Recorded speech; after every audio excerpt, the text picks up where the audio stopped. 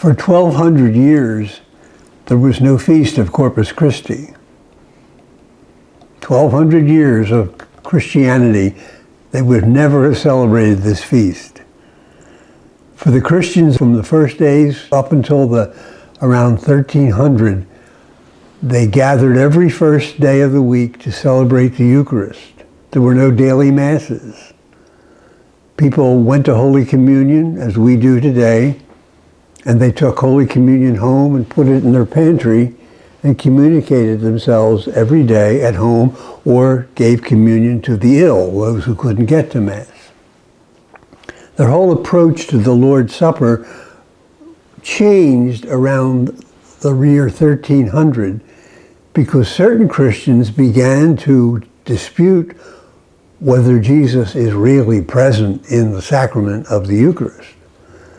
And that's when all the various things that we grew up with came into existence. Things like Eucharistic processions, benediction, Corpus Christi processions, all the things that were at least part of my childhood. They began 1,300 years after the institution of the Eucharist. I don't think it's a problem with us because we have a great devotion to the Eucharist in our churches. We have adoration chapels open all day so that people can spend time praying in the presence of the Eucharist. I think our problem today is to see that the presence of Jesus in the sacrament is not just for my consolation or my private devotion. I think what we have to get back to is a remembrance of the Eucharist as a meal for a community of people. It's a meal, and one goes to a meal, first of all, to be nourished, to stay alive. And we go to meals also to experience each other in the presence of this meal, which is exactly what happened at the Last Supper. And that's the basic meaning of the Last Supper. It's a meal with Jesus and with each other.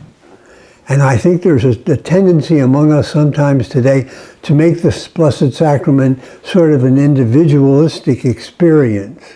And we don't see the responsibilities that we assume when we sit down to the table of the Lord together.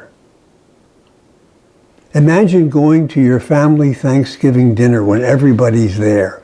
You know, grandmom and grandpop and all the cousins and all the relatives.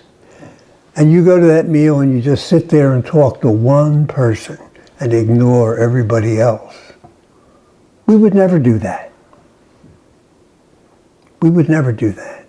And sometimes we fail to see that sitting at the table of the Lord is a responsibility to make sure that we are in contact with all of the community of Christ within our reach. The Eucharist is not a private devotion, it's a communal meal, and it's meant to unite us not only with Christ, but with each other. And that's where the rub is. It's so easy to get along with Jesus because he's not making any demands on us. Oh, well, he is, but we can ignore them. Don't read the scriptures and you won't hear the demands. But we do make demands on each other with our needs, our wants, our fears, and we need to go to each other to heal them just as Jesus did when he walked among us prior to celebrating for the first time the Last Supper. The Last Supper is sort of the epitome of the whole life of Jesus brought to a fine point. Not only did he do all those things for the people of his time, he actually gave his life in the doing. And that is exactly the vocation of anybody who sits down at the table of the Lord and receives Holy Communion. We are taking responsibility for each other's needs and wants and cares and fears. The Eucharist is not a private devotion. It's a communal meal which nourishes us in order that we may love as Jesus called us to love.